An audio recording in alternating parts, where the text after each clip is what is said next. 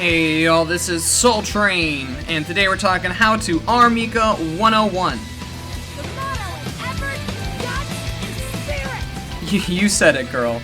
And that is exactly how Mika plays. She is incredibly straightforward while still being interesting, complicated, high damage, fun.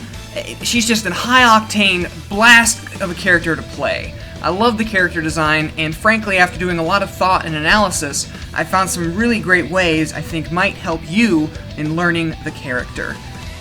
Now yes, everything here was learned through the Street Fighter beta, but I'm completely confident that almost everything here will still apply to the final game. And you'll see why as we unveil the character design.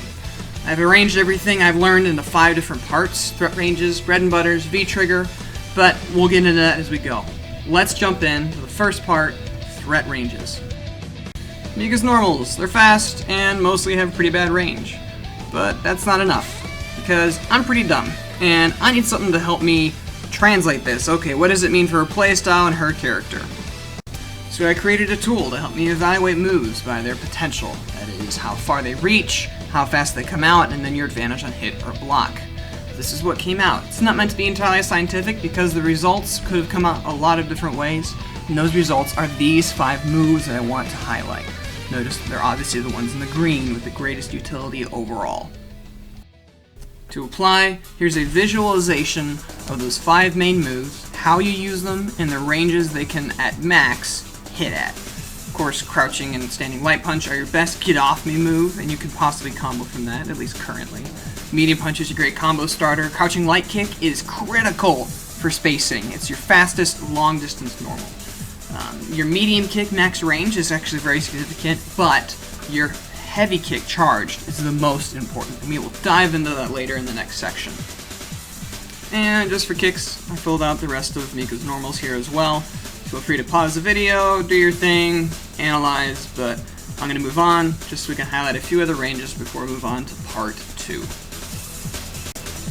Know that Mika's command grab range sucks. She's like inside Ken.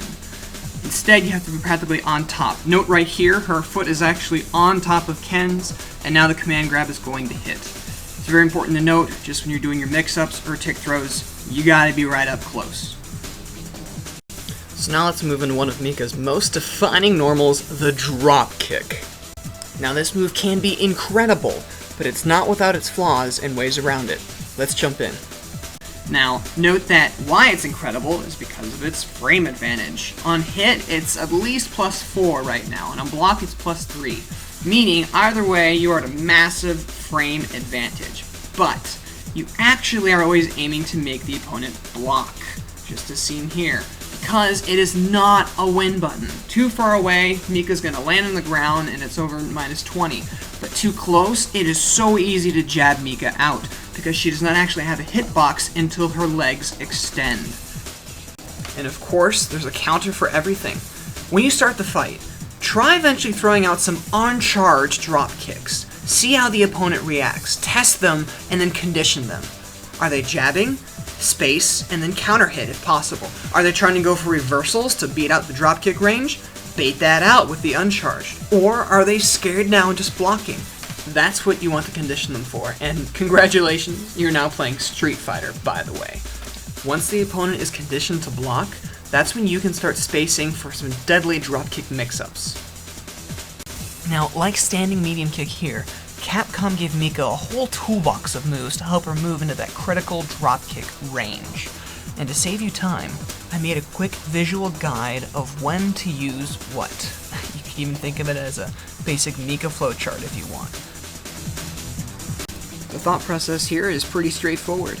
When the opponent is super up close, use the fantastic frame data in your normals, specifically light punch, medium punch, and crouching light kick to shove them out.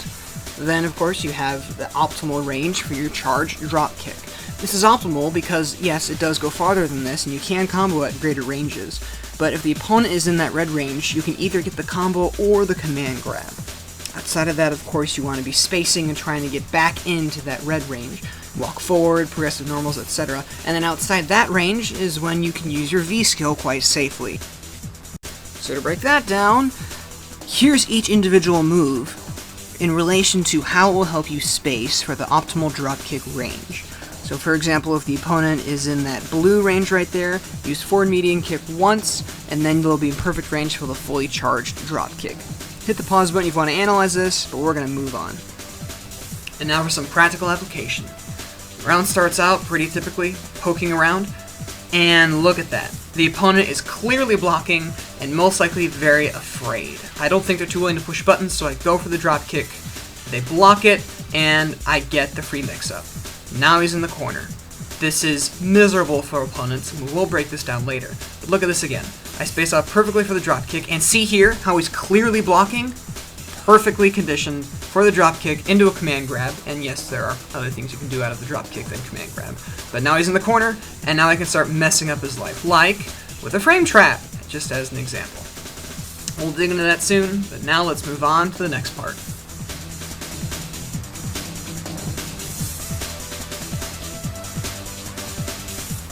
First, practice this, just her target combo of light kick and medium punch into her medium butt. Of course, you can add a jumping attack beforehand. But get the timing down, it's honestly pretty simple. They're all cancels, so you should be able to land this pretty easily before adding her first bread and butter, which just adds the link of the light punch beforehand. This is a fantastic combo because her light punch is a 3-frame move, so get this one down.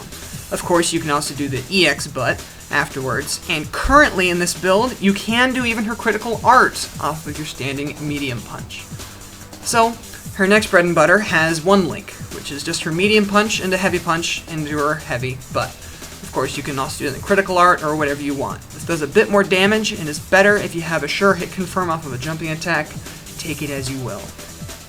Now, I want to break something down first before we dive into the third bread and butter. Standing medium punch links into forward medium punch. This will be a critical part of our next combo, so practice this. However, it whiffs if you're not at point blank range. See here, medium punch clearly hit, clap clearly whiffed. In addition to the point blank range requirement here, there is also a huge risk to the clap. Now the point of the forward medium punch is just to land the Irish whip, which on contact is hitting forward medium punch again. However, if it makes contact with the opponent and they're blocking, you will go through a 50 to 60 frames of lag as seen here, basically like whiffing a command grab. Don't let this happen, practice your hit confirms. Once you understand and practice this, move on to the third bread and butter. It's the medium punch, forward medium punch, Irish whip, then you're going to backdash, charge your heavy kick, drop kick, and then you can go into an EX wingless airplane. Of course, you don't have to use the EX move if you don't want to, just to get some free damage. But please don't waste the V trigger on this, you don't need it. Just when you backdash, wait for a moment, and then go into your follow-ups.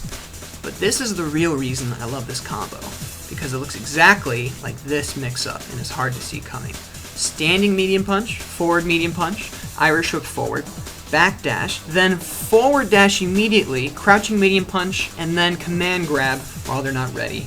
Bam, they're in the corner. I love this one. Oh, and you can combo after that Irish whip forward if you just mess up, but I wouldn't recommend it. Now the question is, when will the opponents bounce off the wall on their own? And when do I need to backdash? Well, backdashing will always work. However, there are some times when you should obviously just know which way to throw. You can see here, they're going to bounce off the wall quite nicely, no big deal to it. But when I jump over and push the opponent forward, Mika's roughly on that third black line to the right of the red center, they do not bounce off at all. So let's look at this from an eagle eye view. Training mode has 20 squares, 10 on each side of that red line. The question is, when do you do each combo? Whenever you're in those middle 6 squares, that's when you need to backdash to make sure they will bounce off the wall. But if you're outside those middle 6, no need to backdash, you can just charge the heavy kick. Whatever you do here, the point is to push the opponent or throw them into the corner. So as an example, you can see the same mix-up here. I'm going to do the Irish whip. I accidentally did it forward, but that's okay. I can salvage it and still manage to throw them almost the whole way back into the corner. So, why do I keep saying corner? Click here to go to part 2 and find out. See you there.